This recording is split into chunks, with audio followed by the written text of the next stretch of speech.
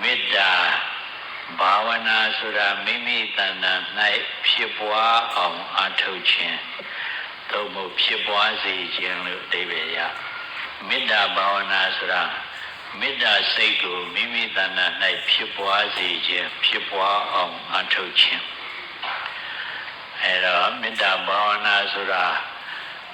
မေတ္တာကိုယ်တဏ္ဍာမှာဖြစ်အောင်အထုတ်တာလားသူတစ်ပါးတဏ္ဍာမှာဖြစ်အောင်အထုတ်တာလားမိမိတဏ္ဍာမှာဖြစ်ပွားအောင်အထုတ်တာ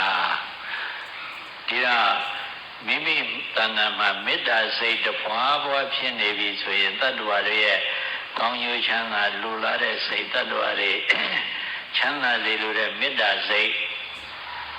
အင်္ဂောင်းအားကောင်းနဲ့ဖြစ်နေပြီဆိုလို့ရှိရင်အဲ့ဒီမေတ္တာစိတ်ဓာတ်ဟာသူတို့အားကိုရောင်ပြန်မဟနိုင်ဘူးလားဟနိုင်တယ်ရောင်ပြန်ဟနိုင်တယ်ဒါကြောင့်မြတ်စွာဘုရားကမေတ္တာအကျိုး30ပါးထဲမှာမေတ္တာပွားသူကိုလူတွေကလည်းချစ်ခင်ကြတယ်တဲ့လူမှတပါးတခြားတ attva တွေကလည်းချစ်ခင်ကြတယ်တဲ့လူမှတပါးတခြားတ attva သဏ္ဍပြမတိရစ္ဆာန်အပေဘုံသူပေဘုံသားအလုံးပေါ့ချစ်ခင်ကြတယ်နတ်တွေကလည်းစောင့်ရှောက်ကြတယ်တဲ့အကျိုး30ပါးမှာရတာဟောတော့ဘာကြောင့်လဲဆိုတော့မေတ္တာစိတ်တကယ်ရှိတဲ့ပုဂ္ဂိုလ်ကနှုတ်နဲ့ပြောလဲသူတစ်ပါးအပြစ်ပြောပါမလားမပြောဘူးသူတစ်ပါးထိခိုက်စေမဲ့ဟာမပြောဘူးသူတစ်ပါးအကျိုးရှိစေမဲ့ဟာမထိခိုက်မဲ့ဟာပဲပြောတယ်ကိုယ်ကပြုလုပ်ပြန်တော့လဲသူတစ်ပါးထိခိုက်မဲ့ဟာဘယ်တော့မှမလုပ်ဘူးစိတ်ထားကိုကလည်းပဲတ attva အလုံးချမ်းသာစေခြင်းနေတဲ့စိတ်ထားဆိုတော့အဲ့ဒီစိတ်ထားဟာနူးညံ့တဲ့စိတ်ထားလားကျမ်းသာတဲ့စိတ်ထားလားနူးညံ့တဲ့စိတ်ထားပဲအဲ့တော့နူးညံ့တဲ့စိတ်ထားမိမိတဏ္ဍာမှာဖြစ်နေပြီဆိုရင်မိမိယုတ်တဏ္ဍာကရောနူးညံ့သိမ်မွေ့မလားခက်ထန်ကျမ်းသာမလားအဲ့တော့စိတ်ကလည်းနူးညံ့သိမ်မွေ့ကိုယ်ကလည်းနူးညံ့သိမ်မွေ့နှုတ်ကလည်းနူးညံ့သိမ်မွေ့တယ်ဆိုတော့အဲ့ဒီပုဂ္ဂိုလ်မချစ်ခင်တဲ့ပုဂ္ဂိုလ်ရှိပါမလားရှိပါဘူးမချစ်ခင်တဲ့လူမရှိဘူးဒီတော့အထူးသူတစ်ပါးကျမ်းမာပါစေချမ်းသာပါစေစသည်သူတစ်ပါးကိုအများထင်တယ်လို့မေတ္တာပို့ဖို့လိုသေးသလားကိုယ်မှာမေတ္တာရှိနေဒီမေတ္တာကပို့ပြီးသားဖြစ်မနေဘူးလားပို့ပြီးသားဖြစ်နေတာပဲထူးပို့စရာမလိုဘူးဒါကြောင့်မေတ္တာပို့တာမဟုတ်ဘူးမေတ္တာပွားတာမေတ္တာပွားတယ်ဆိုတာမေတ္တာစိတ်မိမိတဏ္ဍာမှာဖြစ်ပွားအောင်အကျဉ်းငြိမ်အဖန်ဖန်ဆင်ခြင်နှလုံးသွင်းလေ့ကျင့်ပွားများတာဒါကြောင့်မို့ယောဂီတို့စာအုပ်ထဲမှာတွေ့မှာပေါ့ချမ်းမြေ့တာကြောင့်မေတ္တာပို့ရန်ဆိုတာမတွေ့ဘူးလားပို့ရန်လားပွားရန်လားအဲ့ဒီလိုလောက်တော့ပွားရန်ဟုတ်ကဲ့လားအဲ့ဒီစကားလုံးကအသေးသေးချာချာဂရုစိုက်သုံးထားတာမေတ္တာပို့ရန်မဟုတ်ဘူးပွားရန်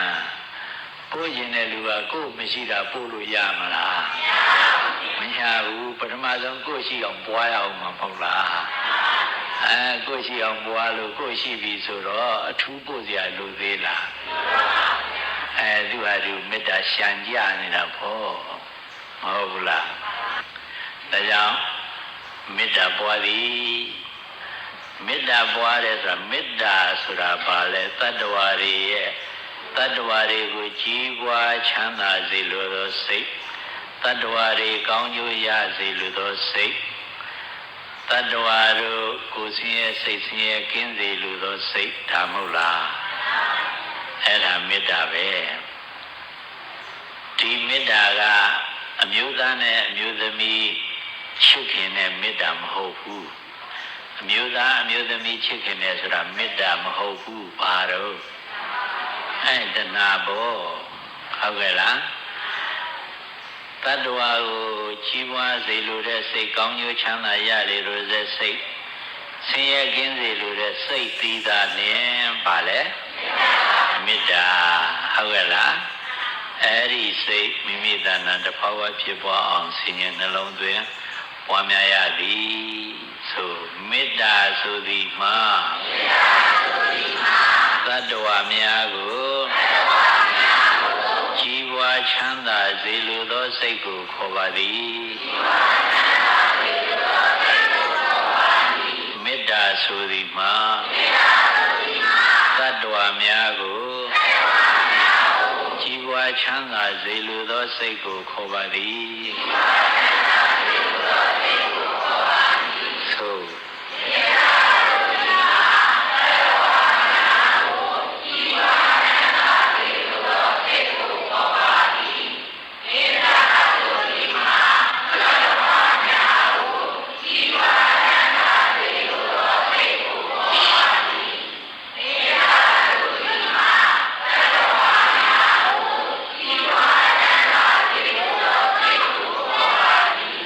တတ္တဝါများဤကောင်းကျိုးချမ်းသာကိုလိုလားသောစိတ်ကိုခေါ်ပါသည်တတ္တဝါများဤကောင်းကျိုးချမ်းသာကိုလိုလားသောစိတ်ကိုခေါ်ပါသည်ဆို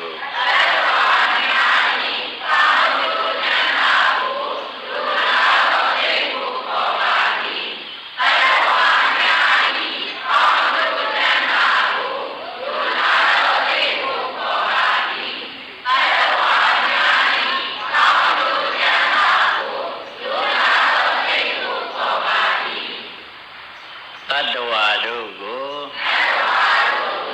မညှိတွယ်ပဲချစ်ခင်သောစိတ်ကိုခေါ်ပါသည်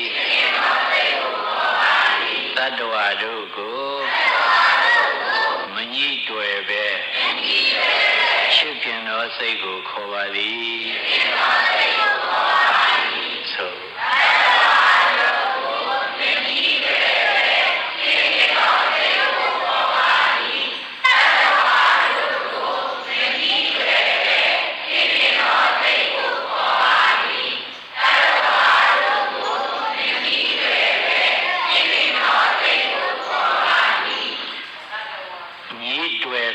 ချစ်ခင်တဲ့စိတ်ကတော့ဘာတော့တဏှာဟုတ်လားတဏှာကညှိတယ်မေတ္တာကမညှိဘူးဟုတ်ကဲ့လားတတ္တဝါတို့ကိုယ်ဆင်းရဲစိတ်ဆင်းရဲကင်းစေလိုသောစိတ်ကိုခေါ်ပါသည်တတ္တဝါတို့ကိုဆင်းရဲစိတ်ဆင်းရဲကင်းစေလိုသောစိတ်ကိုခေါ်ပါသည်ဆို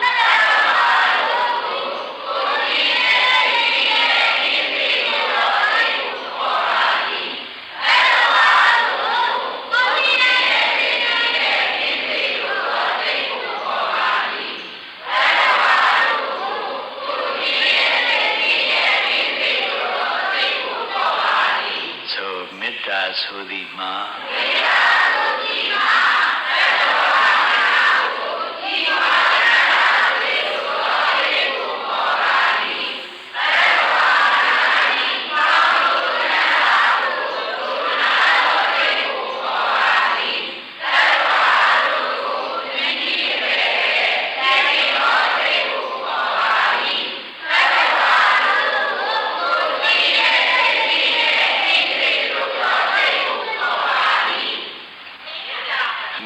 ဆိုသည်မှာ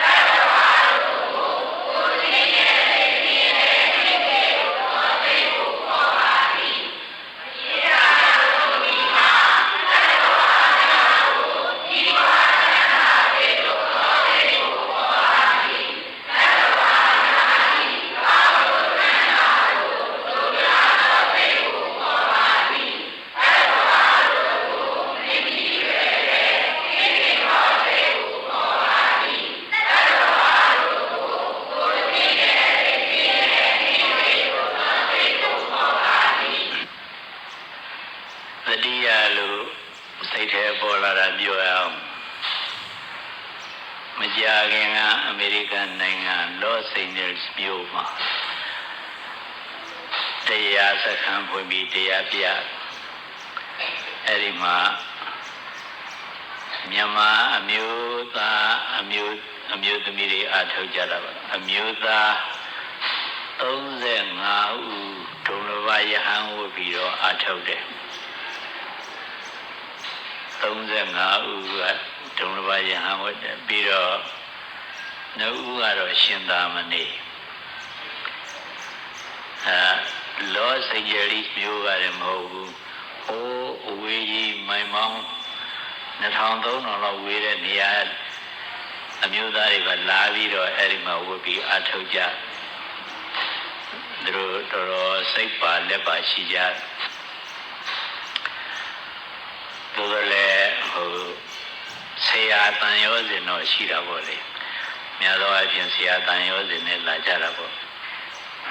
အဲ့ဒါယဟန်နေရောရှင်သာမဏေရောအမျိုးသားအမျိုးသမီးယောဂီရောစောစောကဘုန်းကြီးပြောတယ်လို့နေ့ရက်မေတ္တာဘာဝနာအပြည့်အထောက်ခိုင်းနောက်တတိယရက်ကစပြီးတော့ထိုင်တိုင်းမေတ္တာဘာဝနာ15မိနစ်20ပွားပြီးတော့မှဝိပဿနာပွားလက်ခိုင်းတယ်အဲ့ဒါတက္ကတရားအသက်50လောက်ပေါ့လေယဟန်ဝပြီးအာထုတ်တာတရားလျှောက်တော့ဘယ်နဲ့လျှောက်လဲလို့ဆိုတော့မေတ္တာဘာဝနာ2ရက်အာထုတ်ပြီးတော့ဘယ်နဲ့လျှောက်လဲလို့ဆိုတော့တဲအစွမ်းထက်တာပဲတဲ့တရားလျှောက်တာအဲ့ဒီကစတယ်တဲအစွမ်းထက်တာပဲတဲ့ဘာအစွမ်းထက်တာလဲမေတ္တာပါဗျာတဲ့အစွမ်းထက်လိုက်တာဘယ်လိုလဲပြောသမှာစိတ်ထဲမှာပျော်ပြီးတော့နှစ်သိန်း900နေလို့မကဘူးဖျားတယ်စိတ်ကဖြူပြီးကြည်လာတဲ့အခါကျတော့ခန္ဓာကိုယ်ကြီးကပေါ့လာတယ်ပေါ်လာရုံမကဘူးဖျားတယ်ကြားတော့ခန္ဓာကိုယ်ကြီးကအထက်ရွေ့အထက်မြောက်လာသလိုခံစားရတယ်တကယ်မြောက်လားမမြောက်လားတော့မသိဘူးတဲ့ဒါမဲ့လည်းတပည့်တော်အထက်မြောက်လာသလိုခံစားရတယ်ဒါကြောင့်စိတ်ထဲမှာအဲ့ဒီတုန်းကလည်းမေတ္တာတဲအစွမ်းထက်ပါလားလို့စိတ်ထဲကအောက်မိတယ်အဲ့ဒီနောက်တပည့်တော်ထိုင်နေအဲ့ဒီအတိုင်းပဲဖြစ်ပါတယ်ဗျာတဲ့မေတ္တာရဲ့စွမ်းအားရောမေတ္တာသမารိရဲ့စွမ်းအားရောနှစ်ခုပေါင်းတာပေါ့လေအဲ့ဒါကြောင့်ဒီလိုခံစားတကယ်အာထုတ်တကယ်ပွားရင်တကယ်ကိုအကျိုးများတာအမှန်တန်ကျိုးများတယ်ဒီတော့